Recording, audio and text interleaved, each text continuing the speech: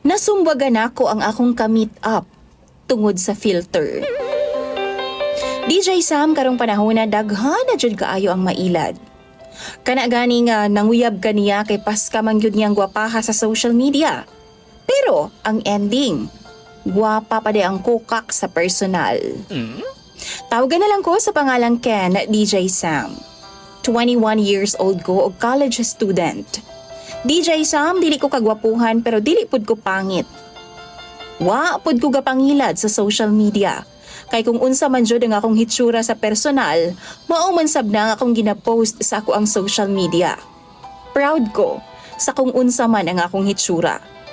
Siguro mapahamis lang og gamay tungod sa cellphone pero dili jud layo kung unsa man jud ang akong tinuod nga hitsura sa personal. Nagagamit pod kog filter, klarohon ako na, pero katong dili pod layo sa akong hitsura. Kana ang close to natural lang gyud nga looks, DJ Sam.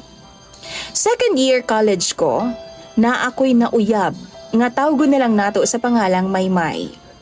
Parehas ming duha gikuha nga kurso. Nidagan og 8 ka buwan ang among relasyon na DJ Sam. Love kaayo ko ni Maymay, DJ Sam, o gani, nakatipid pa ko. Kay ginalibre man ko niyag foods sa iyang boarding house o ginaapilan pod ko niyag baon matag lunch namo. Basta makaingon ko nga okay jud si Maymay. Okay pod ang among relasyon. Hangtod nga nakita nako sa TikTok si Ara. Miagi siya sa akong FYP, DJ Sam. Gi-message nako siya, DJ Sam, og ni-reply pod siya. Nag-ila-ila ming duha og hangtod nga na-develop mi sa usag-usa. Gwapa man gud kaayo siya, DJ Sam. As in perfect na perfect jud. How'd pud siya mukiay sa mga TikTok videos niya, DJ Sam. Og dihang gipanguyaban nako siya. Gibasted ko niya kay lagi naaman daw ko'y uyab og sugton lang daw ko niya kung free nako. Yes, DJ Sam, naging honest ko sa iyaha. Og giistoryahan nako siya about sa ako ang girlfriend nga si Maymay. Sa ilang duha ni Maymay, DJ Sam, mas ma-excite ko nga kaistorya si Ara.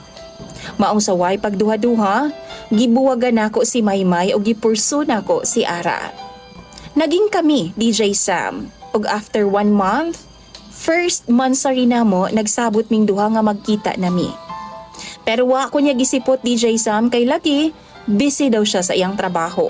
Gisabot na ako siya, DJ Sam. Hangtod nga naabta na lang og 3 ka buwan, wa paghihapon mi magkita sa personal. Og last week lang, DJ Sam, nagkita na jud ming duha. Kabaw mo wa jud ko makaila kang Ara, DJ Sam. Layo ra jud kaayo siya sa personal. Sa social media, puti, hamis, tangos kaayo ang iyang ilong. Perfect na perfect kaayo. Pero pagkita namo sa personal, laksot kaayo siya, DJ Sam. Napaingipon nga murag way pang toothbrush. Buhok nga murag way panudlay. DJ Sam, dili man jud ko manghinaway kung nagtarong lang siya sulti nako sa tinuod nga pagkasiya.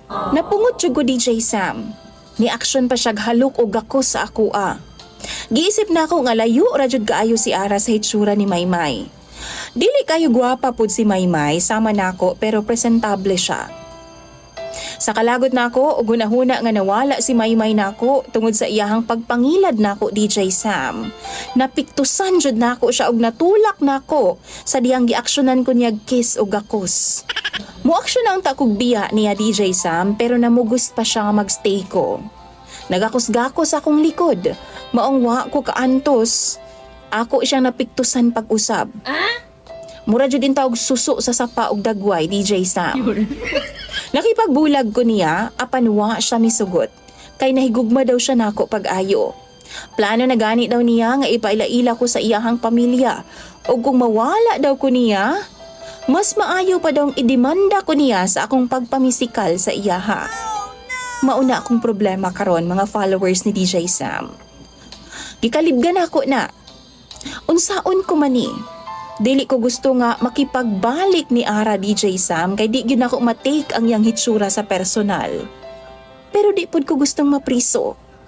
Tambagi daw ko ninyo please, kay ako nang basahon sa comment section. Imong follower, DJ Sam, Ken.